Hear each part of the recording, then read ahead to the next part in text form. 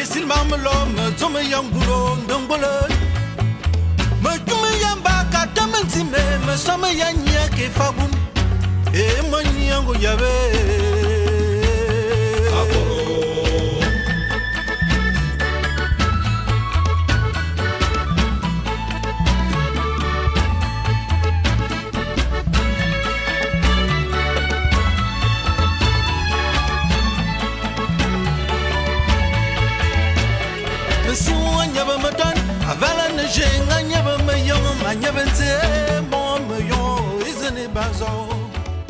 Après, on fait 2 semaines en entreprise, on revient au CNPS, on fait 5 semaines, on repart en entreprise pour 2 ou 3 semaines, après on arrive à la capitalisation pour valider sa certification. Parce que comme on vous le disait tout à l'heure, il y a ce qu'on appelle sur un territoire les métiers sous tension. Les métiers sous tension, ce sont les métiers qui recrutent sur votre territoire. Si vous êtes à la construction d'un projet professionnel ou à la reconversion, vous n'allez pas dire que vous allez choisir un projet comme être astronaute à Rennes. Je vous dis, ce n'est pas l'endroit où vous allez trouver des stages et où vous allez pouvoir trouver une insertion plus facile. Et donc nous, on est là justement pour montrer aux jeunes qu'il faut s'orienter vers des projets réalistes et réalisables. Et donc, pour cela, on apprend le fonctionnement réel d'une entreprise. Parce qu'il ne faut pas se leurrer, l'entreprise a ses codes. Et pour la plupart de nos jeunes, ils ne connaissent pas les codes de l'entreprise. Donc, ça va être l'occasion pour eux de connaître les codes de l'entreprise, s'intégrer dans un environnement qui est justement celui de l'entreprise, se révéler des capacités et des aptitudes. Parce que, mine de rien, moi je vous le dis, quand je reçois un jeune qui a été en classe de 3e, qui a décroché, qui me dit « je n'ai jamais rien fait de toute ma vie, je ne peux pas rédiger un CV ». Je dis « mais ce n'est pas possible ». Parce que les expériences extra-professionnelles, le sport que vous faites à côté, les jeux vidéo auxquels vous jouez, vous donnent des compétences que vous ne connaissez pas. Et donc ça va être l'occasion pour nous de leur révéler ces capacités-là et ces compétences qu'ils peuvent mettre sur leur CV pour pouvoir valoriser leurs compétences auprès des employeurs. Et donc, on a aussi, il faut apprendre les codes socio-professionnels de l'entreprise, maîtriser les savoirs fondamentaux et transférer les apprentissages. Ça, c'est très important. On peut transférer les apprentissages tout comme on peut transférer les compétences. Ça veut dire quoi? Ça veut dire que si j'ai travaillé en tant qu'agent d'hygiène et propreté, j'ai des compétences de base que je peux faire valoir en tant que commercial dans un supermarché. Notamment l'entretien des locaux, le rangement, la maîtrise des produits. Ça, c'est des compétences de base dans plusieurs domaines. Donc, il est important de montrer aux jeunes que même si vous avez joué au football et que vous avez une compétence qu'on appelle la gestion d'équipe, le travail en équipe, la gestion de conflits, c'est des compétences qu'on peut faire valoir dans le monde du travail. Ils ne le savent pas, mais nous, on est là pour le leur faire savoir.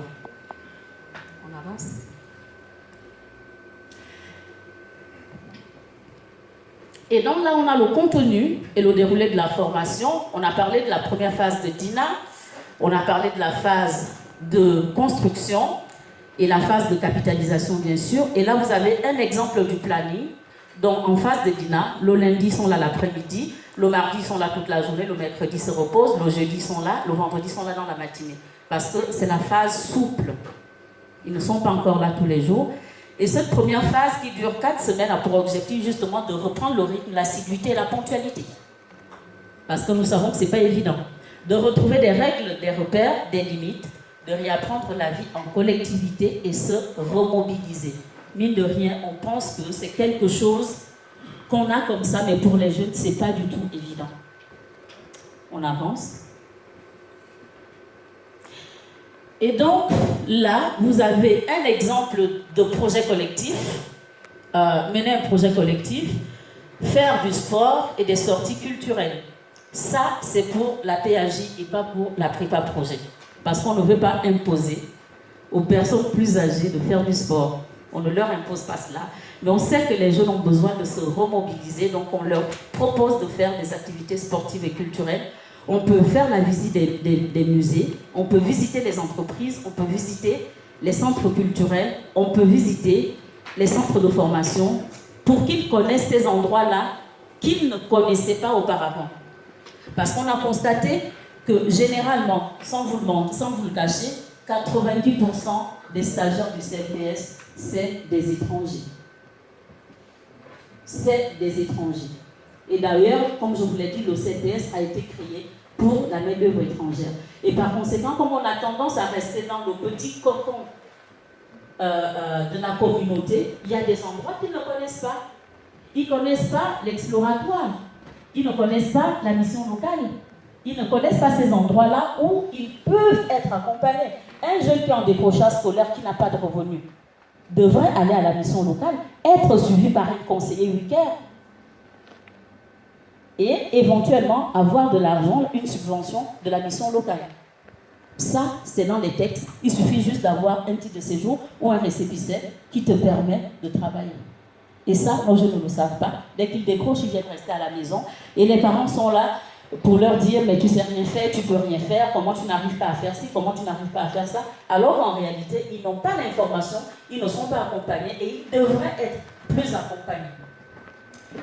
Et donc, à travers les sports collectifs et les sports en plein air, on est en partenariat avec plusieurs structures dans Rennes où ils mettent des éducateurs sportifs à notre disposition qui font le sport avec les jeunes.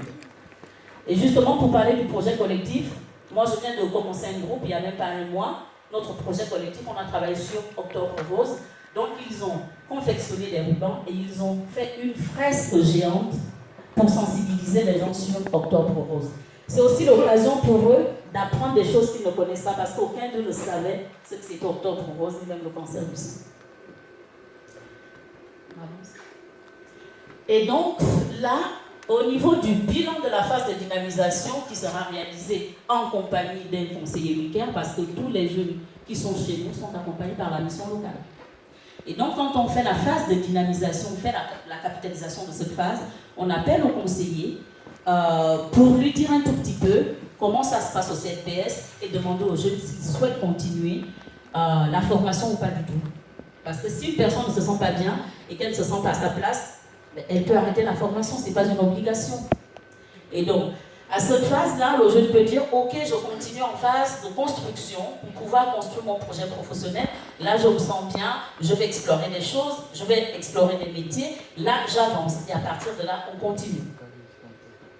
Donc, il sera également question de repenser et de remesurer vos capacités à être à l'heure. Voilà, justement, à venir tous les jours. À ne pas être en retard ou une absence, à participer de manière volontaire à toutes les activités proposées, adopter des comportements adaptés envers les autres. Pourquoi c'est une obligation? Parce que lorsqu'on rentre dans le monde du travail, dans une entreprise, on ne choisit pas ce qu'on veut faire et ce qu'on ne veut pas faire. Quand vous avez vos missions à réaliser, vous n'allez pas dire « j'ai pas envie de faire si je ne vais pas le faire ». Donc c'est l'occasion pour nous de leur montrer que l'entreprise a des exigences et que par conséquent, quand vous avez des missions à réaliser, vous allez pouvoir les réaliser même si vous n'aimez pas ces missions-là, même si ce n'est pas forcément quelque chose qui vous plaît. Et donc, on a 3 possibilités au sortir de là. Soit on poursuit en phase de construction, comme je le disais, soit on suspend la formation quelque temps car les capacités ne permettent pas de poursuivre, ou arrête la formation car votre comportement n'est pas adapté ou la formation n'est pas une priorité pour vous. Alors, c'est des cas vraiment très très rares où on se rend compte qu'un jeune, par exemple, arrive en état d'ivresse depuis un mois et qui n'a pas changé de comportement, ou encore qu'il y a des stupéfiants au sein du centre de formation. À partir de là, on est en mesure d'interpeller le conseiller WICARE et de mettre un terme à la formation, si c'est nécessaire. Mais le jeune est toujours prévenu bien en avance d'être traduit devant le conseil qu'il y a cette démarche-là. Alors, je vais vous dire que je vois très très mal, je suis myope comme pas possible. Au niveau de la deuxième phase de construction qui se fait à temps plein, en alternance entre le centre de formation et l'entreprise, j'explore, je teste, j'acquiers de l'expérience, des compétences, des connaissances et explique mes choix. L'objectif pour nous, c'est qu'un jeune qui arrive sans une seule idée de projet se retrouve à cette phase avec 3 idées de projet. C'est-à-dire, j'ai envie de découvrir un métier du commerce, je souhaite découvrir un métier de la propreté, et pourquoi pas la petite enfance. Et là, ça va être l'occasion pour nous de dire aux jeunes, ok, tu vas aller en entreprise, faire des stages pour tester tes capacités et connaître vraiment le métier. Alors, il va faire un premier stage, il revient en te disant, je suis partant ou je ne suis pas partant. On passe à une autre hypothèse de projet. Et c'est exactement comme ça qu'on fonctionne jusqu'à ce qu'on arrive à la fin de la phase de construction. Sachant que durant cette phase de construction, comme vous le voyez, je ne sais pas si vous voyez comme moi, mais j'ai vraiment du mal à voir.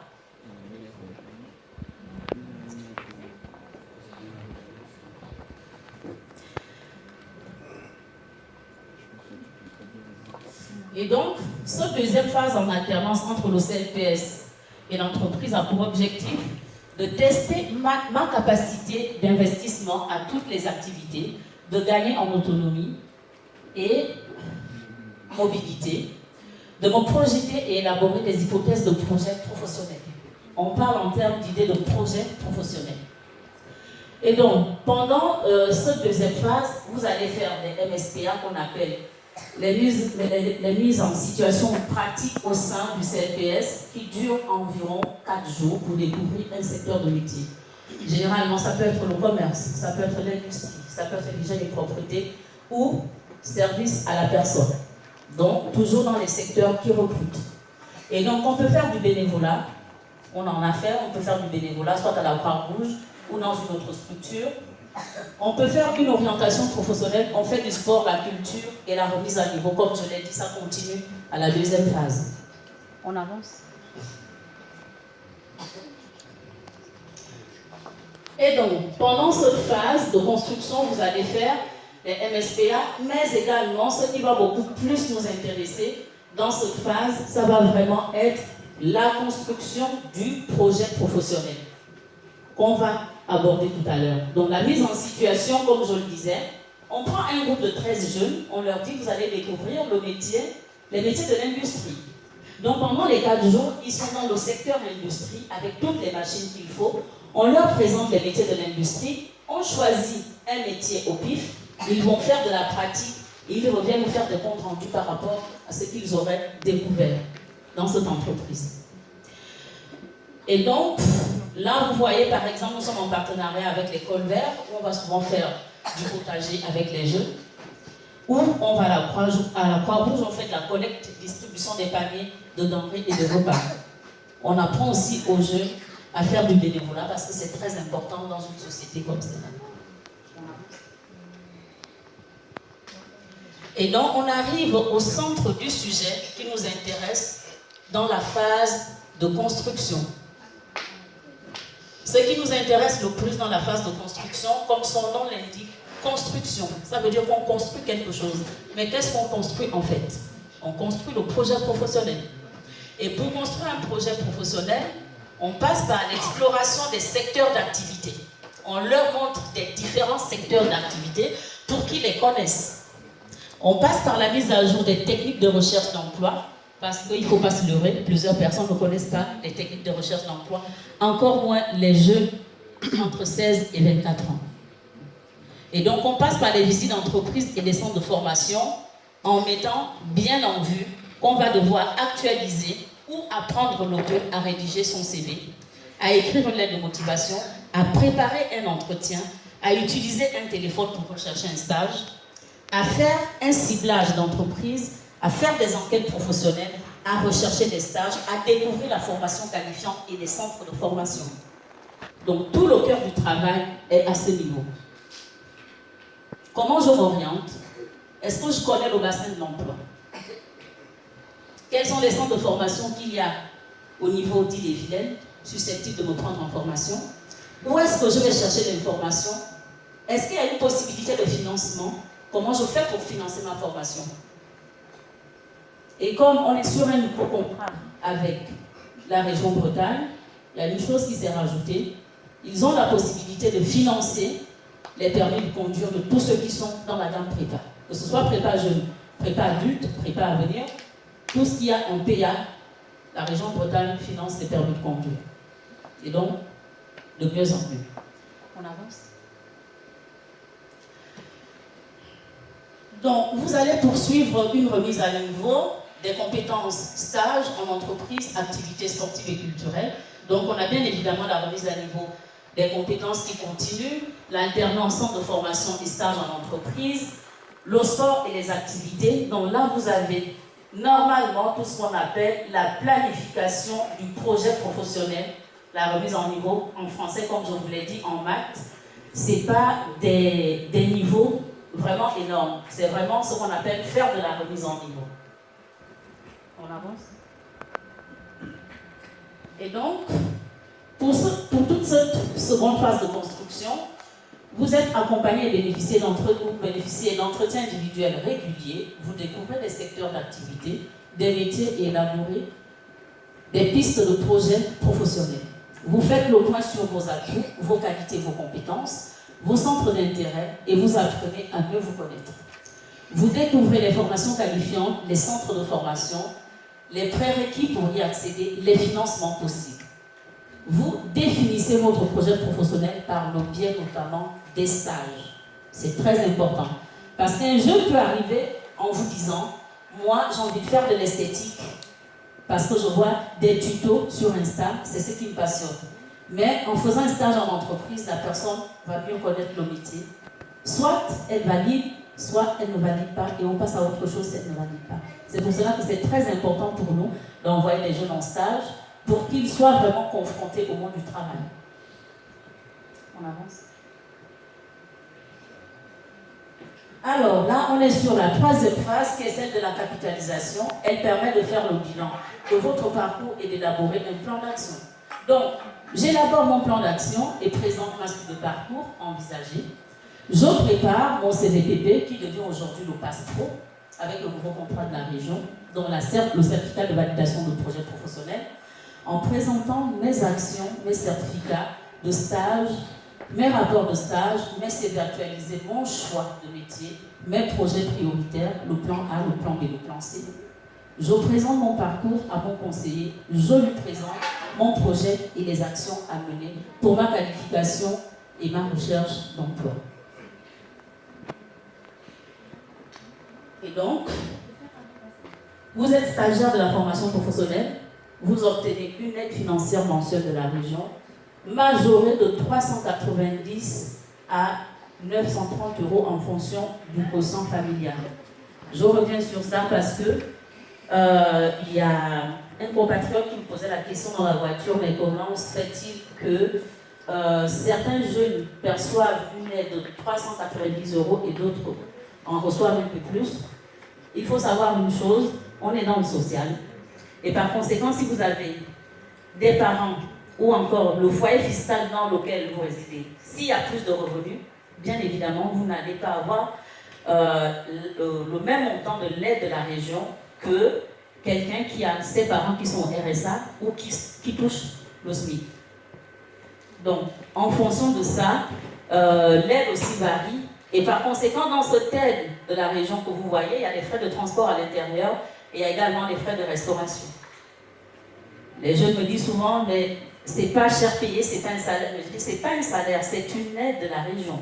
Nous savons tous que les formations coûtent très cher. Déjà, la formation, elle est financée par la région et vous percevez une aide. Je pense qu'il y a plusieurs d'entre nous qui n'ont pas eu cette opportunité quand on était sur le banc de l'école ou quand on était en formation. Moi, je me rappelle avoir autofinancé moi-même ma seconde formation et je sais que ce n'est pas du tout évident. Donc, c'est une aide, ce n'est pas un salaire. On avance. Alors, au niveau de la phase de capitalisation, comme on l'a dit, donc, il y a deux sorties possibles quand on est en prépa à venir jeune. Soit on rentre en formation qualifiante, soit on trouve un emploi tout de suite. Donc, nous, on les accompagne pour qu'il y ait soit une entrée, soit l'autre. On ne finit pas de former les jeunes pour qu'ils se retrouvent encore dans la rue à ne rien faire. On fait vraiment le nécessaire pour que ces jeunes-là se retrouvent soit à l'AFPA, au Greta, dans n'importe quel centre de formation, pour valider et avoir un diplôme ou travailler quelque part. Le jeune te dit, ben oui, j'ai validé mon projet, moi je souhaite rentrer dans la vie active tout de suite et maintenant, et donc on l'accompagne dans la recherche d'emploi avec son conseiller mission locale, et puis on prend vraiment la peine à ce que ce soit fait.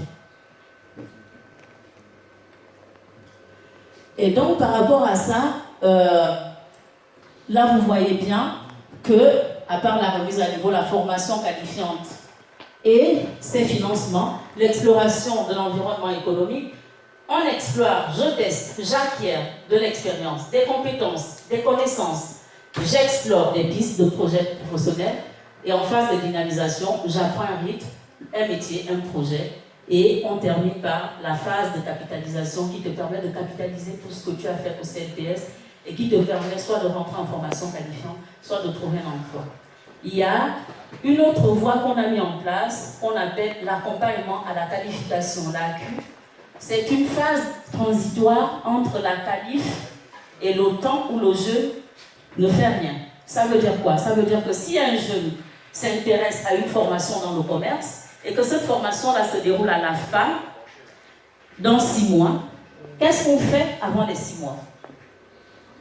On ne va pas laisser le jeune repartir chez lui sans rien. On a mis l'accompagnement à la qualification en place pour que ce jeune-là soit suivi pendant les 6 mois avant de rentrer en formation qualifiante. Mais il ne viendra plus au CNPS tous les jours. Il a des entretiens individuels avec un formateur référent une fois le mois. Ça permet de faire le point sur ses recherches, sur l'avancement de son projet. Ça permet, en gros, on appelle ça dans notre jargon, sécuriser l'entrée en formation. C'est ça à quoi sert l'accompagnement à la qualification. On avance. C'est bon? Donc, là, je vous ai présenté grosso modo la prépa Avenir Jeune, sachant que c'est à peu près la même chose pour la prépa projet, à la seule nuance que la prépa projet, c'est pour les gens en reconversion professionnelle, c'est pour les demandeurs d'emploi. Et qu'au niveau de la prépa projet, ils ne font pas 5 mois de formation, ils font 4 mois de formation. Et qu'en prépa projet, ils n'ont pas toutes les phases de capitalisation, construction, dynamisation, parce que, je peux vous le dire, les cas que j'ai le plus en prépa projet, c'est des docteurs, des ingénieurs, qui ont travaillé pendant 15-20 ans. Et par conséquent, on ne peut pas avoir les mêmes formations à la carte. Donc on fait vraiment de l'accompagnement individualisé quand il s'agit de la prépa projet. Donc, c'était mon intervention de ce soir. Je tiens à vous rappeler que je le fais parce que je ne rencontre pas assez d'abonnés au CNPS. Et pourtant, je sais, quand on se retrouve dans des soirées, que la question est souvent posée. Quelqu'un vient me voir en aparté pour me dire « Marie-Léa, je cherche une formation. Marie-Léa, je cherche un emploi. Marie-Léa, je cherche un stage. » C'est vraiment l'occasion pour moi de vous dire que le CNPS est ouvert pour vous. Ce n'est pas que pour d'autres étrangers, les Gabonais sont les bienvenus au CNPS. Merci.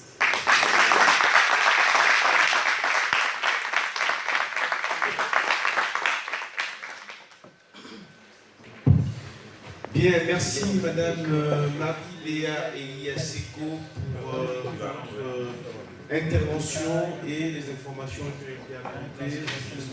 Du Sénazien. Et comme vous l'avez dit tout à l'heure, on a beaucoup de Gabonais en recherche d'un endroit où on pourrait les orienter pour s'en sortir et regagner du travail ou encore construire leur projet professionnel. Donc ça m'amène à la question de savoir si l'organisme que vous représentez, il y a un équivalent un petit peu partout dans les villes de France, notamment à Saint-Nazaire. Alors, la chance que nous avons, c'est que le CNPS est qu'en Bretagne. C'est déjà quelque chose pour nous les Bretons. Et donc,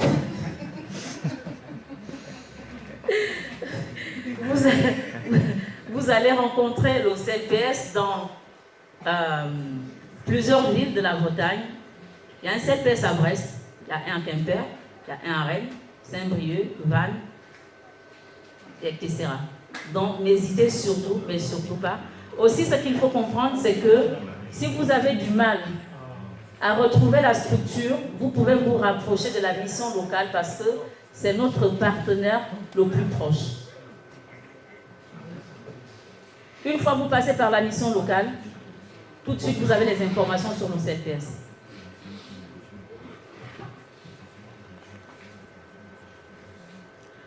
Ce qu'on déplore, c'est que les conseillers Pôle emploi sont quasi absents dans l'accompagnement des demandeurs d'emploi. Mais après, on comprend que le courant écologique est absent et par conséquent, il a la possibilité de rappeler soit les parents du jeu, soit essayer de nous contacter par téléphone portable parce qu'ils ont leur téléphone portable. J'espère que j'ai répondu à votre question. Et une question, deux volets. Allez-y. Je voulais savoir quelles sont les modalités d'inscription au CLPS et aussi parallèlement savoir s'il fallait forcément détenir un titre de séjour ou la nationalité française ou, disons, ou si la personne est sans papier en quelque sorte, est-ce qu'elle peut s'inscrire au CLPS du moins? Alors, parce que les personnes qui sont en situation irrégulière ne peuvent pas suivre de formation CLPS. Je vous raconte une petite anecdote. J'ai eu une stagiaire qui avait eu son premier récépissé, mais ce récépissé-là ne lui permettait pas de travailler, donc il n'y avait pas d'autorisation de travail, qui est venue s'inscrire au CLPS. Elle a rempli toutes les formalités, sauf que pour faire l'aide de la région, comme je leur dis souvent, ne soyez pas pressés, on sait que l'argent c'est quelque chose qu'on aime bien. Attendez de recevoir les aides de la région pour que nous fassions les procédures ensemble. Elle a eu à faire les procédures toute seule et la région m'a appelé pour me dire qu'il y a quelqu'un qui n'avait pas le droit d'être sur le dispositif et la personne était là. Donc on a été obligé de sortir la personne vu qu'on n'avait pas encore tous ces documents administratifs. Oui, on prend les récépissés, mais avec autorisation de travail et les titres de séjour. Donc, si vous n'êtes pas en situation régulière, ça va être très short. Et aussi par rapport à l'orientation, il y a plusieurs possibilités. Vous allez sur le site du CLPS, vous faites une inscription en ligne, c'est en grand caractère, CLPS s'inscrire. Vous regardez toutes les formations qui vous plaisent, vous vous inscrivez et la secrétaire va vous rappeler au courant de la semaine pour vous convoquer à une information collective.